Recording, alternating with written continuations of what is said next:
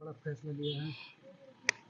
कौन सा फैसला लिया है? उन्होंने फैसला उन्होंने ले लिया कि जो अभी पेपर लीक में पकड़े जाएंगे उनके ऊपर बुलडोजर की कार्रवाई और अब जो जो पकड़े गए हैं गुजरात के लोग, आपने देखा होगा ना कि सारा काम कौन कर रहा है? पेपर वाला सारा काम गुजरात के लोग कर रहे हैं।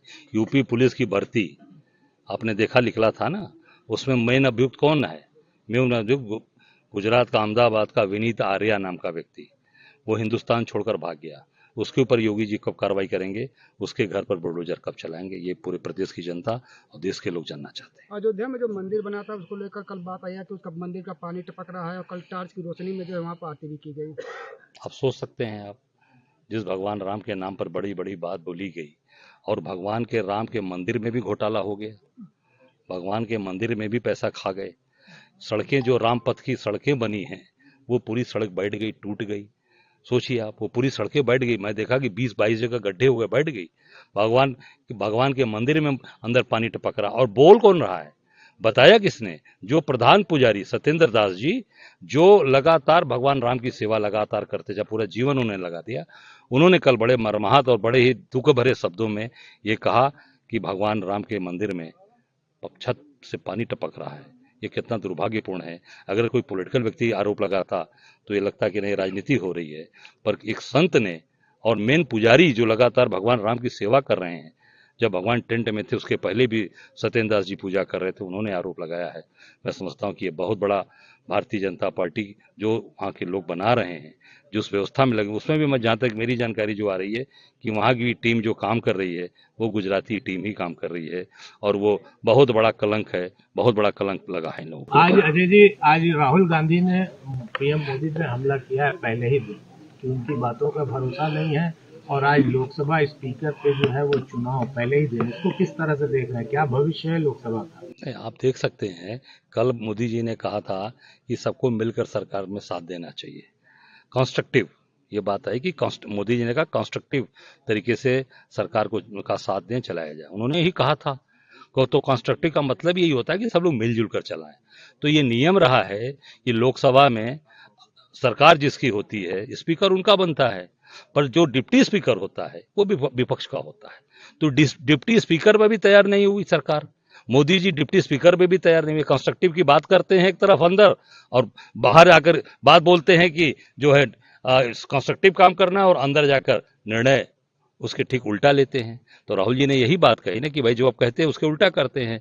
तो जब आप ये तय है, पहले से चला आ रहा है कांग्रेस के समय से, जो पूर्व की सरकारें हैं, चला आ रहा है कि स्पीकर सरकार का बनता है, डिप्टी स्पीकर विपक्ष का। तो मोदी जी को देना चाहिए कंस्ट्रक्टिव काम कराने के लिए कि भाई विपक्ष को हम डिप्टी स्पीकर देते हैं, हमारा सत्ता पक्ष का स्पीकर रहेगा। तो नहीं माने तो निश्चित तौर से ये राहुल जी का हमला जायज है, और हम सब लोग राहुल जी की जो कहें, जो उन्होंने कहा उसके साथ खड़े हैं। लोकसभा चुनाव हारने के बाद भाजपा जो है अयोध्या में कई फैसलों पर बदलाव कर रही है। बहुत सारी परियोजनाएं जो है वापस। अब देखिए, ऐसा है कि लोकसभा चुनाव हारने के बाद तो ये बहुत चीज बदलेंगे ही।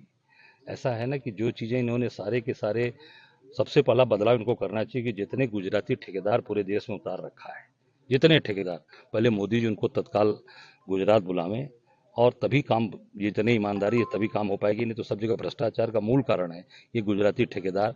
हर जगह आप गाजीपुर में भी देखेंगे, जो भी बड़ा काम हो रहा होगा गुजरात के ही लोग होंगे। चाहे मेडिकल कॉलेज बनाया होगा, चाहे जो भी चीजें बनी होंगी, गाजीपुर के लोग नहीं होंगे उसमें, उसमें बनारस के ये नहीं होंगे, जो भी होंगे गुजरात के लोग होंगे। हर जगह यही है, वो केवल पैसा कमा के निकल जा रहे हैं और पूरी की पूरी ये सरकार उनको संरक्षण दे रही है। भैया, परिचय देते हुए, अपना नाम और परिचय देते हुए ये बताएं क्या घटनाक्रम हुआ, कैसे सूचना मिली? यह लोग विंध्याचल बनारस गए थे दर्शन के लिए घर से एक दिन पहले, और उधर से वापसी आ रहे थे। गाजीपुर टोल टैक्स के पास गाड़ी इनकी जाकर के ट्रक में टकराई हुई और उसमें इनका देहांत हो गया। कितने बजे की घटना थी? 11:55 पे लोग बताए हैं वहाँ के टोल रात में। इसमें ये बताया जा रहा है कि ड्राइवर लापता है। हाँ, वहाँ से वो डर के नाते कि जैसे भी वहाँ से हम, जो दूसरी गाड़ी भी साथ में थी, जो वह पहुँचे वहाँ वह नहीं था, ड्राइवर लापता ड्राइवर नहीं था।